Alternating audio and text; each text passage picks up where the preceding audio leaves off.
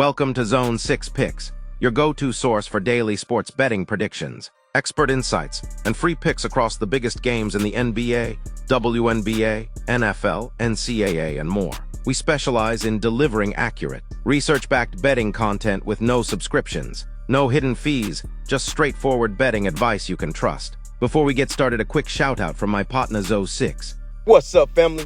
Thanks for tapping in with Zone 6 Picks, where we drop game picks every single day. Straight free picks, no pay for play. If you like winning, this is the zone you need to be in, Zone 6. Just show the channel some love, smash that like button, subscribe to the channel, and ring that bell so you don't never miss a money play. Let's eat. What's good, Zone 6 family? We're back at it with another WNBA breakdown for Tuesday, July 22nd, and all eyes are on Washington, D.C. as the LA Sparks take on the Mystics. The spread is currently sitting at minus 3.5 in favor of Washington. But don't get too comfortable laying those points. This one's got upset potential written all over it. Let's talk form. The Sparks come in at 8-14, which on paper doesn't scream contender. But don't let that record fool you. They're trending upward. LA has won 3 of their last 5, including a dominant 99-80 win over these same Mystics just before the All-Star break. That was their biggest margin of victory this season, and a clear statement that this team is finding its groove. Meanwhile, Washington had their 3-game winning streak snapped in that same matchup. And even with a respectable 7-3 home record, they looked flat and outpaced on both ends of the floor. Now when it comes to betting trends, the edge leans heavily toward the Sparks. They've covered in 7 of their last 8 meetings against the Mystics, including that blowout win as short home favorites last week. Washington, on the other hand, is just 1-4 against the spread in their last 5 home games, struggling to live up to expectations when playing in front of their own crowd. Even though LA has had some rough patches against the number overall, they consistently show up against Washington, and that's not a coincidence, that's a matchup advantage. Both teams had a full week to rest and reset, thanks to the All-Star break, which eliminates the fatigue factor. Cameron Brink is still out for the Sparks, but that didn't seem to be a problem when they smacked the Mystics last time out. Kelsey Plum has been on a tear, putting up over 20 a night, and Derica Hamby continues to be one of the league's most underrated two-way threats. On the Washington side, they're still down Georgia Amore and Sika Cone, thinning out their rotation and limiting their ability to match LA's tempo. If you dig into the advanced numbers, the Sparks are clearly operating on a higher level right now. Over the last 5 games, they hold a positive net rating at plus 1.8, fueled by an offensive rating of 109.2, and a sharp 56.8% effective field goal percentage. The Mystics are trending the other direction, with a minus 7.6 net rating, and are coughing the ball up at over a 20% turnover rate. Add in the fact that the Sparks are pushing the pace, ranking top 4 in tempo, and you've got a recipe for another high-scoring affair. Speaking of scoring, the total for this one is set at 168, and I wouldn't be surprised to see it sail over. These two squads combined for 179 points just days ago, and Sparks games have hit the over in 8 of their last 11. This isn't the type of matchup where you expect a grind-it-out slugfest. It's going to be up-tempo, it's going to be energetic, and the Sparks are bringing the firepower. So here's how I see it playing out, with Washington averaging just 77 points at home, and the Sparks putting up nearly 84 on the road. I'm projecting a tight one, with the Sparks edging it out 83-80. That not only puts them in position to cover the plus 3.5, but potentially steal the outright win in the nation's capital. Next one's coming out of Minneapolis, as the surging Minnesota Lynx host the struggling Chicago Sky. The line's sitting at Lynx minus 15.5, and with all the latest injury news and team form, this might be one of the most lopsided spots on the board. The Lynx are sitting pretty at 20-4, and even more impressive, they're a perfect 12-0 at home. That's not a typo, they just don't lose at the Target Center, coming off a 79-66 win over Phoenix. Minnesota is in cruise control. They've now won 4 of their last 5 and boast the league's best defense, holding opponents to just 75 points per game. Offensively, they're no slouch either, putting up nearly 85 a night. And when these two teams met on July 15th, it was all Lynx.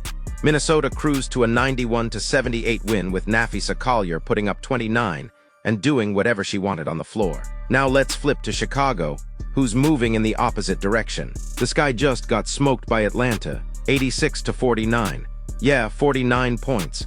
That was their lowest scoring output of the season. And now they've lost 6 of their last 8.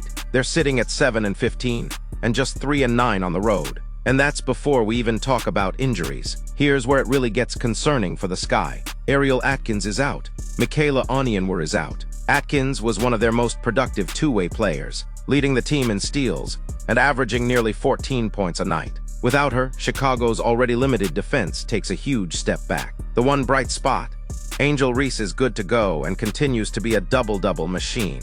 But she can't do it all herself. She's averaging 14 points and a league-leading 12.6 rebounds per game. But with no help around her, she's going to be crashing boards in a blowout. As for the betting trends, the lines moved up from -11 to -15.5. And for good reason.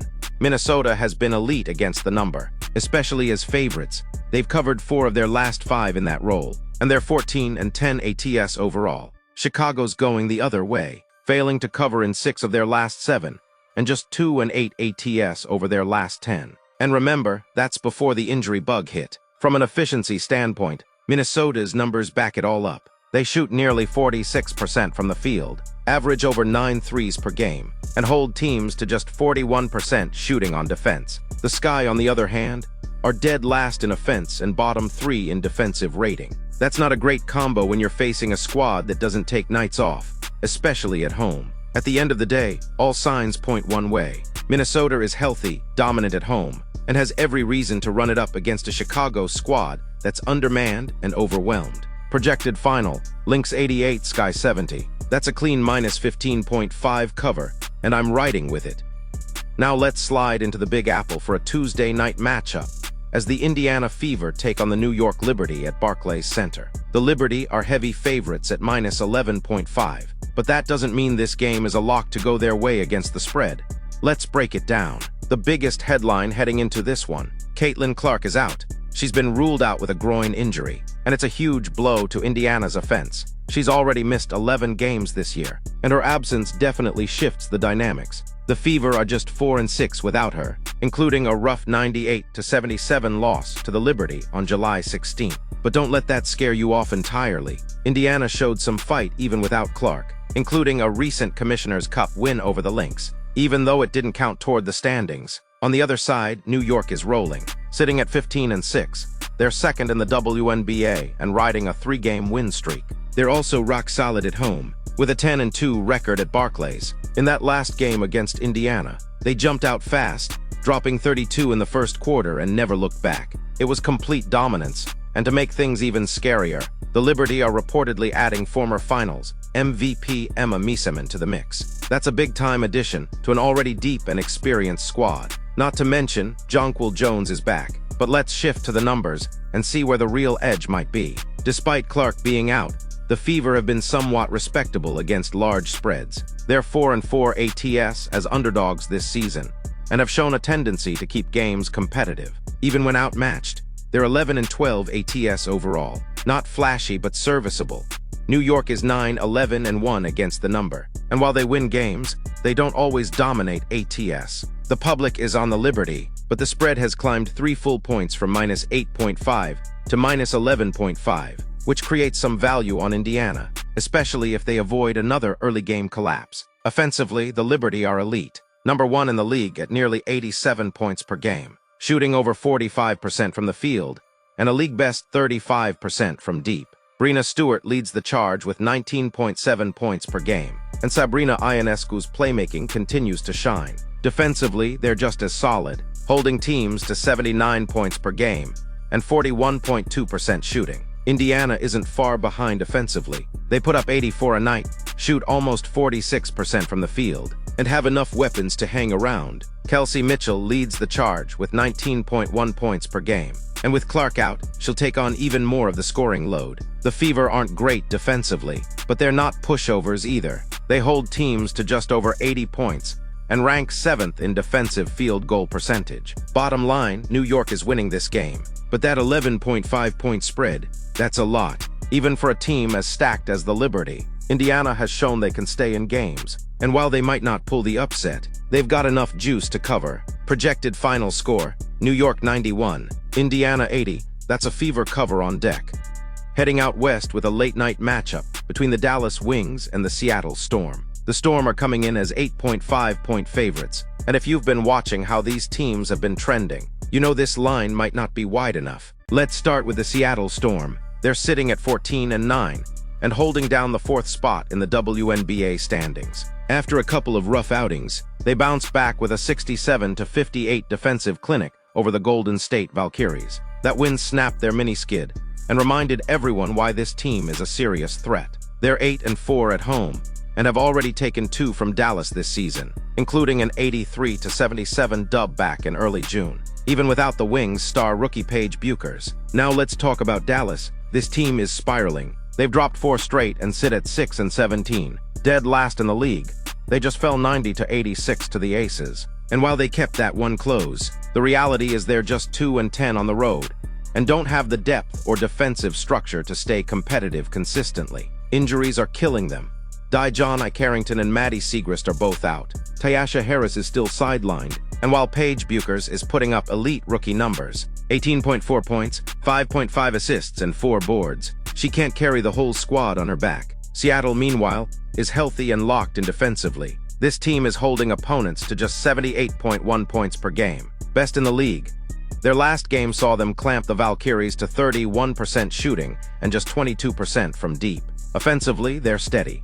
Skylar Diggins is still doing her thing with 17.5 points and nearly 6 assists per night. And the team's ball movement is elite. They rank 2nd in assist-to-turnover ratio and average 21 dimes a game. Dallas can score 81.8 per game, which is solid, but they're hemorrhaging points on the other end. Their defense is giving up nearly 87 a night and over 94 across their last 5. Opponents are shooting over 44% from the field and torching them from deep.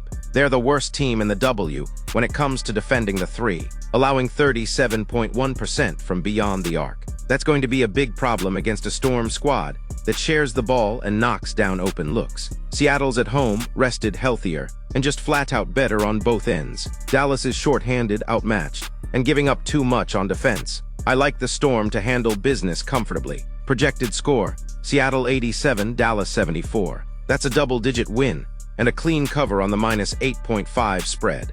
All right, let's wrap it up. Zone 6 family. We're headed to Vegas for a heavyweight matchup as my favorite team. The hometown team, no bias of course. The Atlanta Dream take on the goofy Las Vegas Aces. And this one's a little different. Despite being on the road, the Dream are rolling in as 1.5-point favorites. Let's break down exactly why that line makes sense. Atlanta comes into this one sitting at 13-9 and holding the 5th seed in the W. They're coming off a statement win over the Chicago Sky, absolutely smothering them 86-49. The Dream shot 47% from the field and held Chicago to just 25%. Defense was the story all night. Yes, that was with a depleted Sky squad, but that bounce-back effort came after a mini 2-game skid, and it showed us what this squad can do when they lock in. Las Vegas, on the other hand, is sitting right at 500 with an 11-11 record. Yes, they've won 2 straight. First, a 104-102 shootout against the Golden State Valkyries. Then a 90-86 win over the struggling Wings.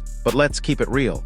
The Aces are not the dominant unit we've seen in years past. They've nearly blown big leads in back-to-back games and are just 6-4 at home. That's shaky for a team that's used to dominating on their home floor. Now injuries play a role here. Atlanta will still be without Ryan Howard, who's nursing a knee injury, but that hasn't slowed them down too much. Maya Caldwell's been steady.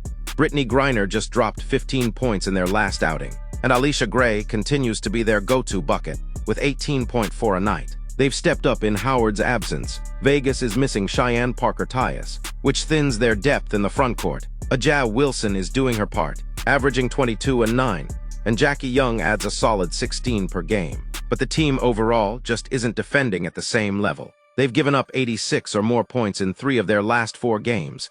That's a red flag. Against the spread, Atlanta's been holding it down, 12-10 ATS on the season, and 5-1 in their last 6 games. They're locking up defensively, ranking 4th in the league in points allowed per 100 possessions, and leading the W in defensive rebounding percentage. Vegas, just 8-14 ATS overall, and struggling to cover even when they win. They've dropped 4 of their last 6 road games and have trouble putting teams away. Offensive and defensive metrics also tell the story. The Dream are more efficient on both ends. They score 107.7 points per 100 possessions and allow just 100.7. The Aces, meanwhile, are 9th in offensive and defensive rating. Their numbers have dipped across the board, so here's how we're locking it in. Atlanta has the defensive edge, rebounding advantage, and better ATS track record. Even without Ryan Howard, they've been more consistent, and this version of the Aces just hasn't earned the trust to cover or pull off tough wins. Projected score: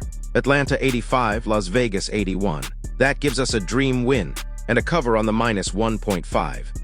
Zone 6 picks is locked in for the WNBA slate on July 22nd. So here's a recap of what we're riding with. Sparks +3, 5. LA is surging. They've owned the Mystics lately, and the matchup advantage is real.